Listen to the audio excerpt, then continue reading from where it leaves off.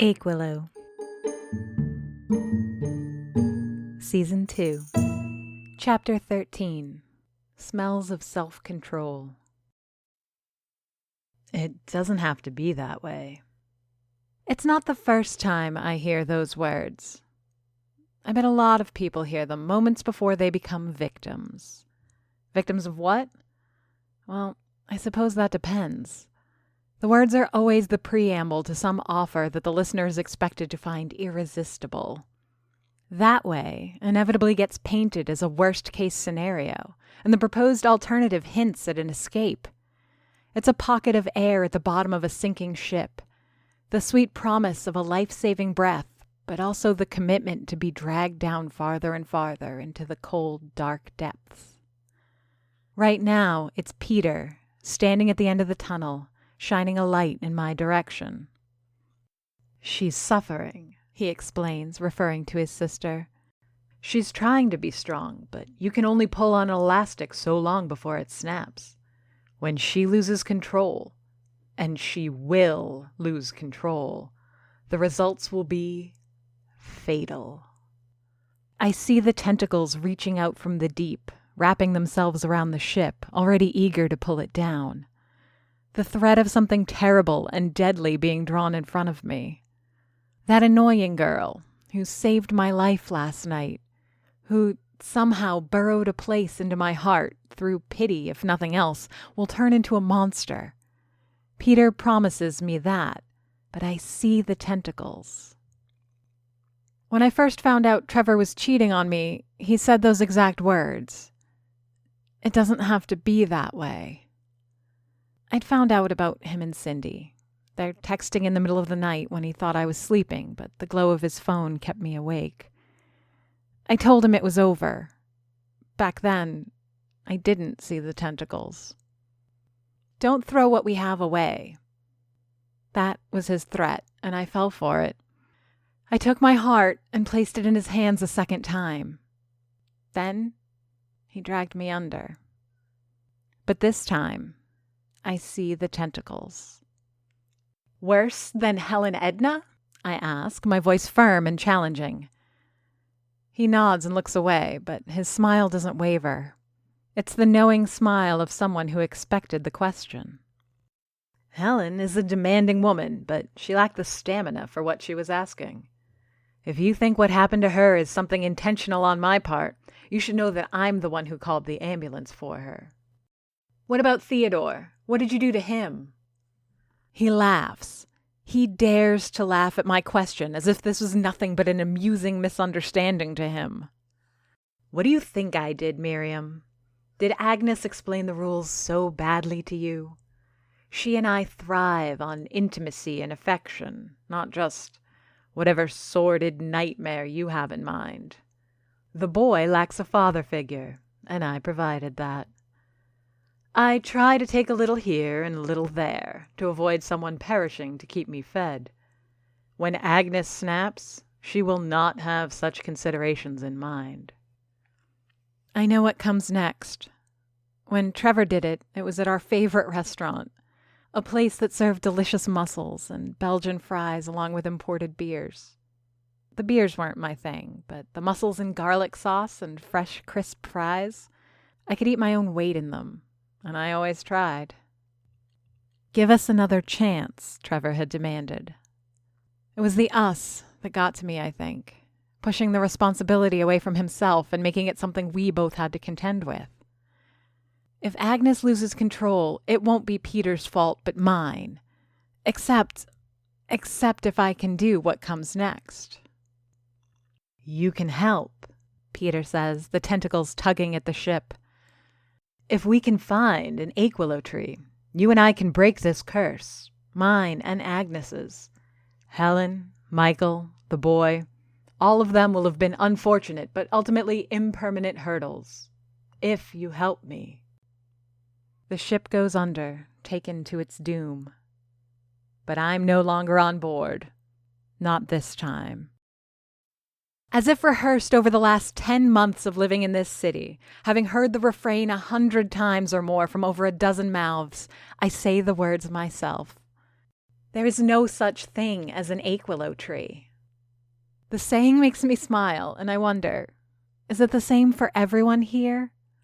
I have no idea what an aquilo tree is supposed to be, or why there's such a mystery around it. Where does it come from? Who came up with the legend? Why? It doesn't matter in the moment. There's a hidden mirth to speaking this universal truth to an outsider, and it brings me joy. But what makes me laugh infuriates Peter. There has to be. Don't be stupid, Miriam. You've seen what this city has to offer. You know that there are things here that aren't found anywhere in the world. Demons and angels, ghosts and monsters. Why, of all the things in Aquilo, would a magical tree be the only thing missing? Only a fool would believe such a thing. Is this how Trevor would have reacted had I rejected his demand for a second chance? If so, I expect I would have also laughed at the outrage. The more outraged Peter is, the more amusing I find it that the Aquilo is nothing but a myth. I'm sorry, Peter, I say, swallowing back giggles. But I've been here long enough. If there was such a thing as a miracle tree with miracle fruits, I'd know. Trevor and I only dated another 2 months before his affair with Cindy took up again, and he broke up with me. I was devastated, betrayed twice, tricked by someone I loved. In hindsight, I would have much rather it ended this way with him. Me laughing at the absurdity of the demand, and Trevor raging with white-knuckled anger, struggling to decide if it's me or his failure that he hates most. You don't understand, Peter says. If you don't help me, if you don't help Agnes, whatever happens will be on your shoulders. Do you think you can live with that? You can't possibly grasp the restraint I've had to show so far, and yet, even then. He wears his mask of long-suffering self-pity well, but it doesn't matter. The cracks are already there. He's shown himself to be the monster that he is, and no amount of flailing limbs at the surface of the sea will sink me now. Peter has played his hand, and failed. You've shown restraint, I say, standing as tall as my limited height will permit, but feeling every single inch. Agnes has shown restraint. You've been like a child, walking around unsupervised at a buffet, sticking your hand in every dish you pass by. Compared to your sister, you're weak and frail. It's to her you should turn to for help, not me. An Aquilo tree won't fix your problem for you, Peter. But maybe Agnes can teach you how to control yourself, if you ask nicely. A humble suggestion, but one that is met with anything but humble consideration. You little thing, he says, keeping the thread of his words barely in check. You have no concept of what she and I are. I show restraint, but I don't let it mask my majesty. I don't allow limitations to suffocate who I am. If you understood the potential Agnes represents, you wouldn't be so quick to encourage the shackles she puts on herself. I thought you might have been the solution to end my torment, to end her torment. Now I see that you've got nothing to offer. There's no such thing as an Aquilo tree, you say?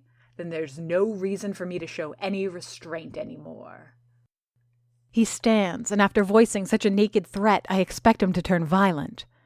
The image of his demonic self, a mirror version of Agnes, bubbles up in my mind again, making me step back despite myself.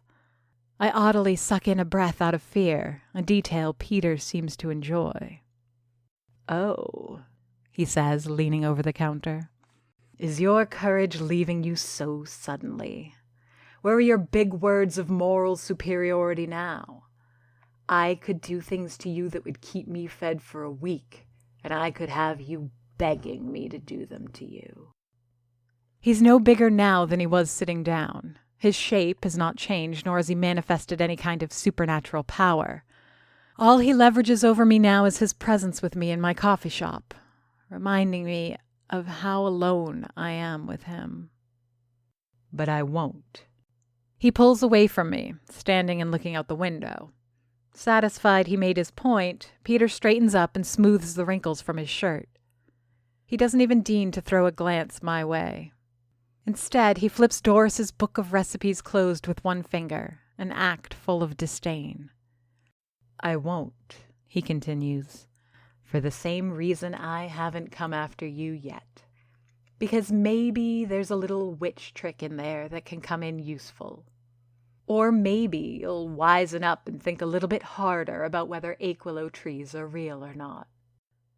It's a struggle of wills, but I make a decision. Not an entirely foolhardy one.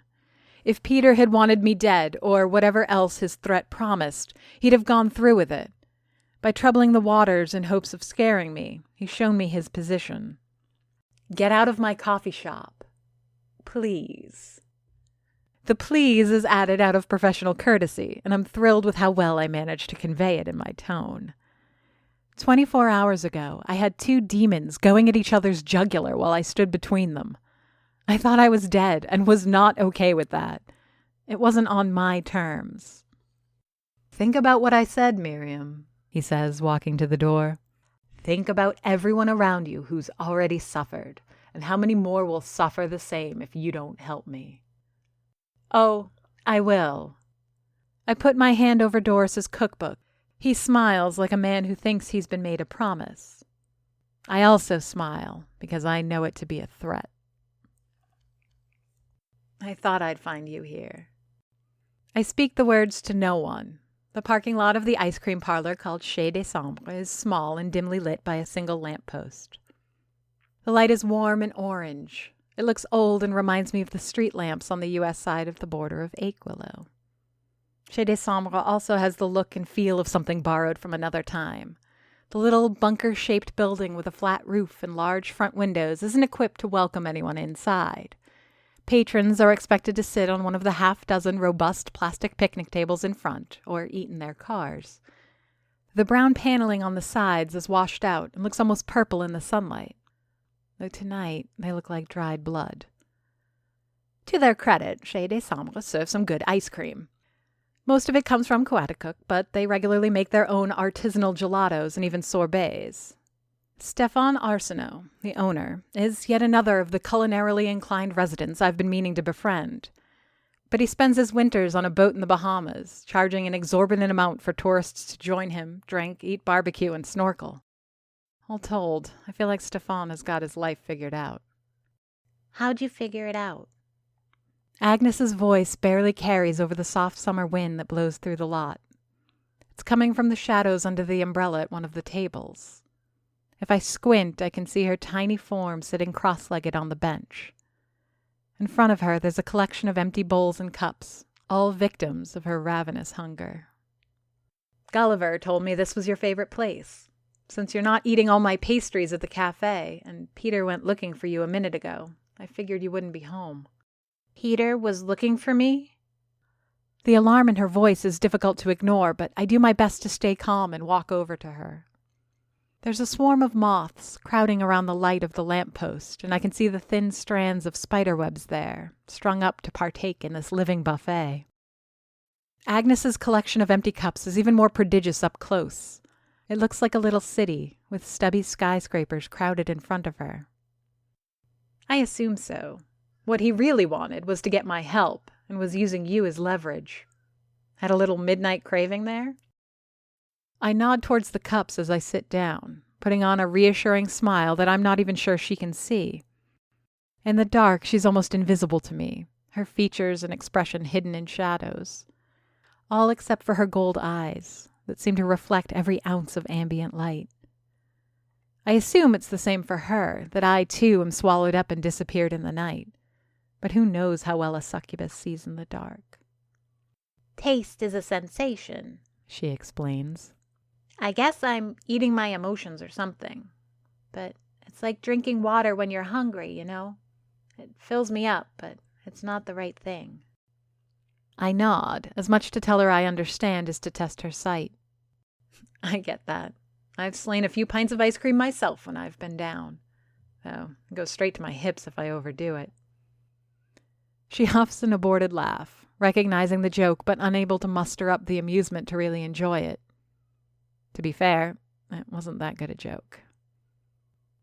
It's awkward. We stay quiet, and I can hear the occasional mosquito hover around my naked legs, looking for an opportunity to bite. I don't know what to say next, so I'm grateful when it's Agnes who breaks the silence. What did Peter think you could do to help anyways? I hesitate. Befriending Agnes was a quick thing, a spur-of-the-moment decision born out of desperate gratitude and pity. It was a gamble that paid off, betting that she had saved my life out of some shred of humanity. Why not bite my hand if I were to offer it? But how much of this goodwill we've built in such a short amount of time will survive the promise, no matter how misguided, of a permanent solution to her ravenous needs?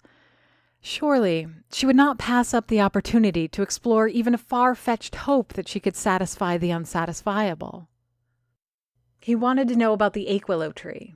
He thinks I know where to find one. Ah, she says with some irritation. that old tale. I tried to tell him. There's no such thing as an Aquilo tree. She interrupts with a mocking version of the refrain. She's heard it before. She knows how talking about that legend inevitably ends, and she's just as resentful as her brother of that fact. Where I come from, she explains, we know of the Aquilo tree. Where you come from? I thought you were born just a month ago. I don't understand. She takes a deep breath, one which, at first, I could have mistaken for exasperation.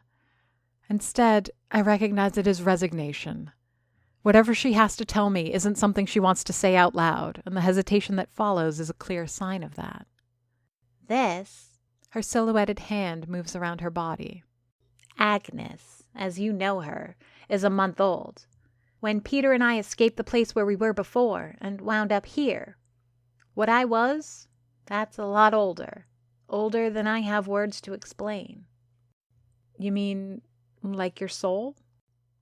I'm not very religious, not in the sense of thinking of souls and gods and things of that nature.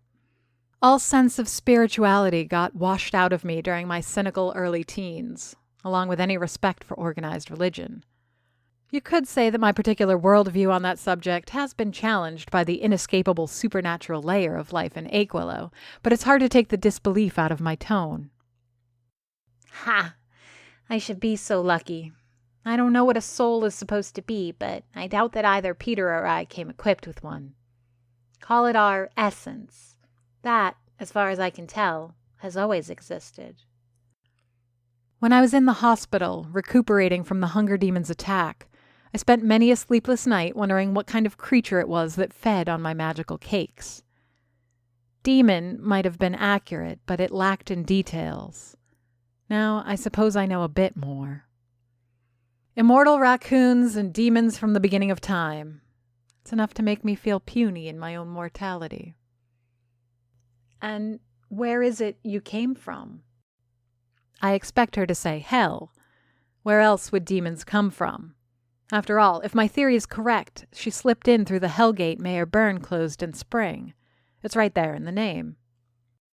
I don't know, she answers, flicking an empty cup over with her fingers.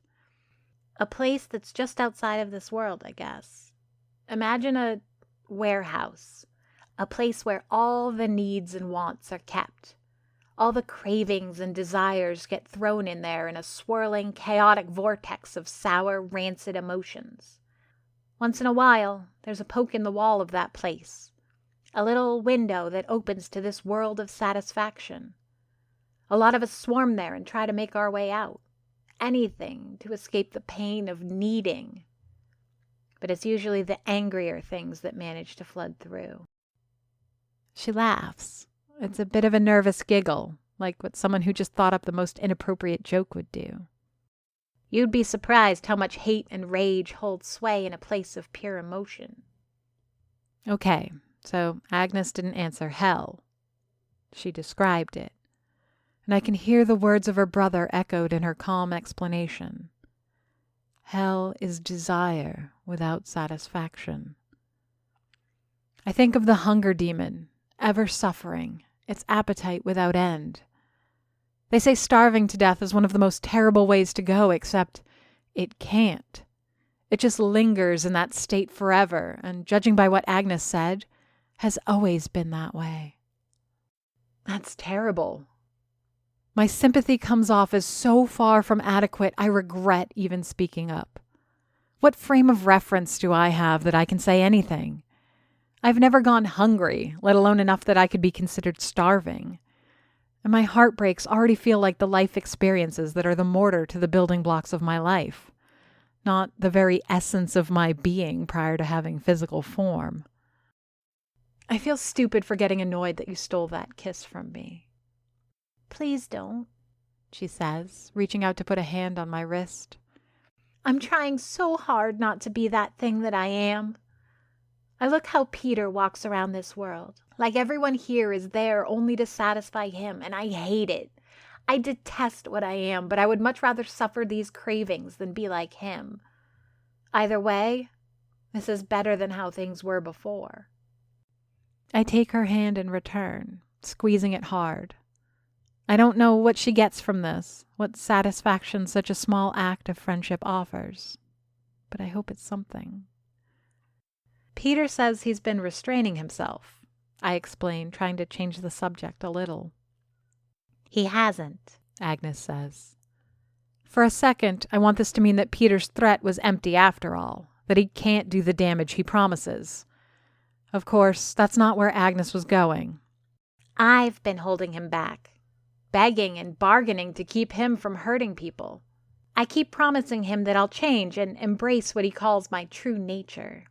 If it were up to him, we'd both be going through this town like a couple of kids in a candy store. Here I am, sitting in the dark, holding hands with a demon as we try to comfort one another.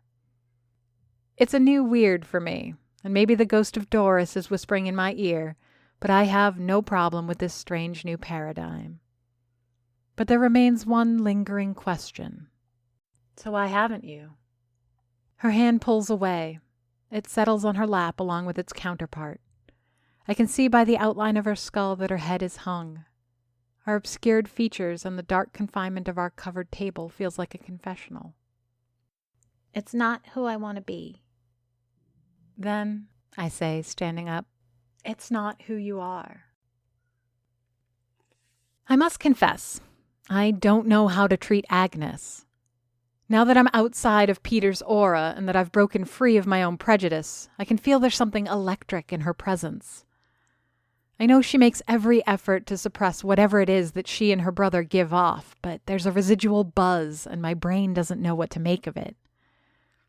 It's like my heart is a kitchen. My emotions are all the ingredients in the world, and there's 6-year-old me experimenting with everything on hand. At times, I find myself afraid, reliving the night in the alley. Other moments, I feel the raw, animal attraction she gives off, and I lose myself staring at her features, her fingers, her eyes, and her shape. Most of the time, I'm inhabited by a protective drive that borders on the motherly. This comes off most apparent in how I let her have Doris's bed and leave her to rest with a gentle kiss on the forehead. I don't need sleep, she says. But you can if you choose? She nods. Who knows? Maybe she'll enjoy it. The important thing is that she's across the apartment from me. I can't afford the distraction. Judging from what I witnessed of Peter's actions, I should feel exhausted from my sharing any amount of closeness with a succubus.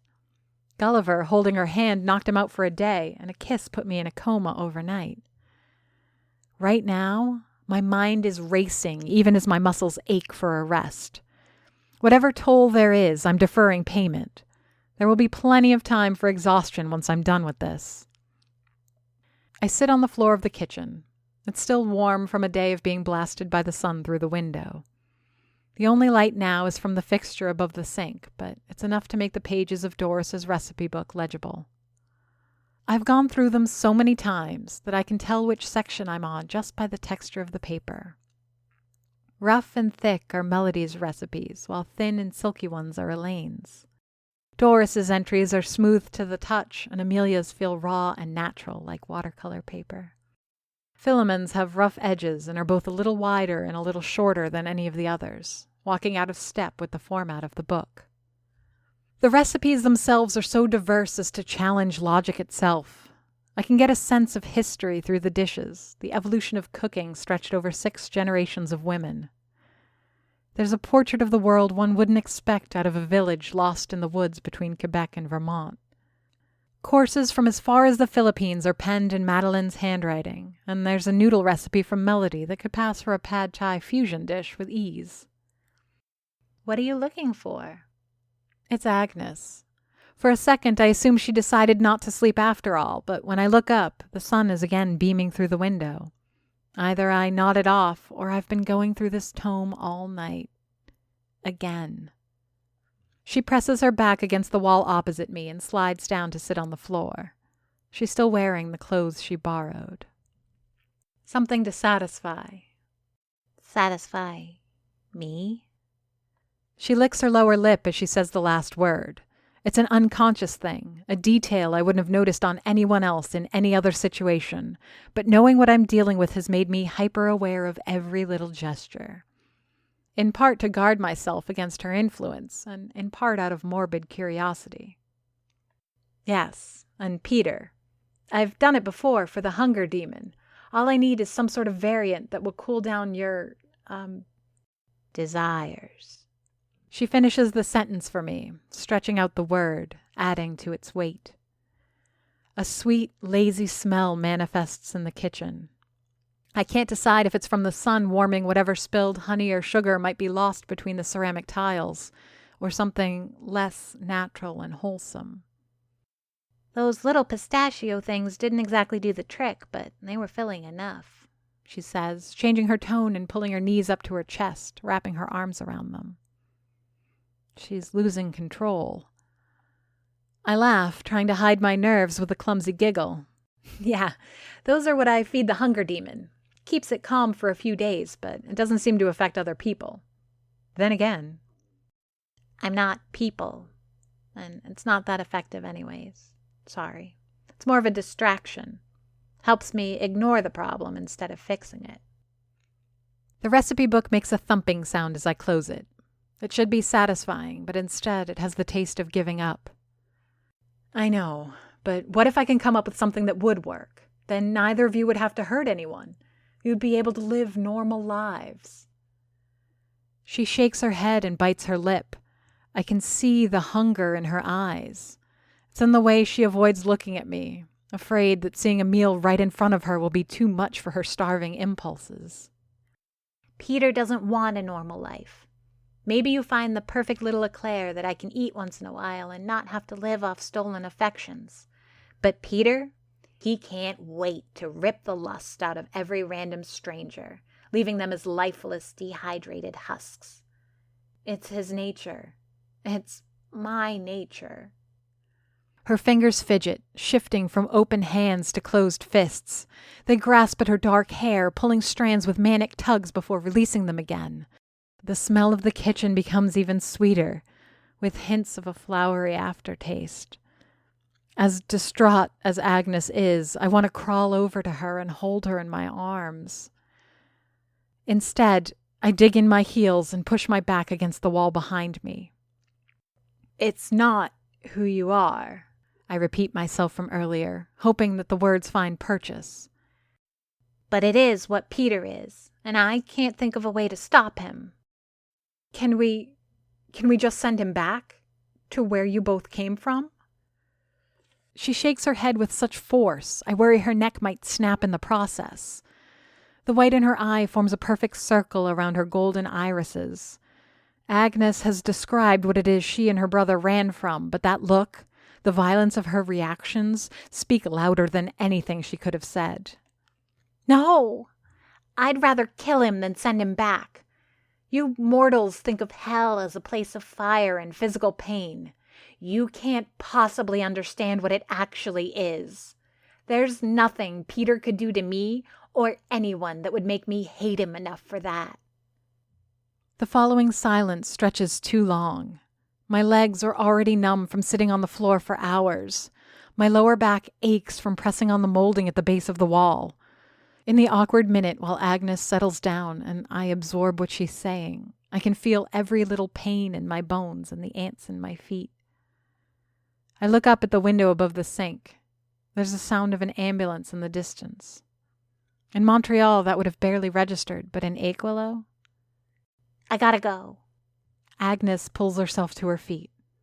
Wait! I try to get up, but my legs are like toffee under me, collapsing as I put weight on them. I can't stay, she explains, fingers wrapped around the doorframe of the kitchen. I keep thinking of what Peter might be doing right now, who he might be hurting. And you. Me. I don't want to hurt you. Pushing myself up against the wall, I stand up. But by the time I make it to the corridor, she's already out, the door slamming behind her. Powerless and heartbroken, I try to kick at the grimoire, missing it by a good 6 inches and damn near falling flat on my back in the process. If she's going after Peter, he'll rip her apart. And if she's on the verge of losing control, she might be the one to commit something horrible. I'm not sure which outcome I dread most.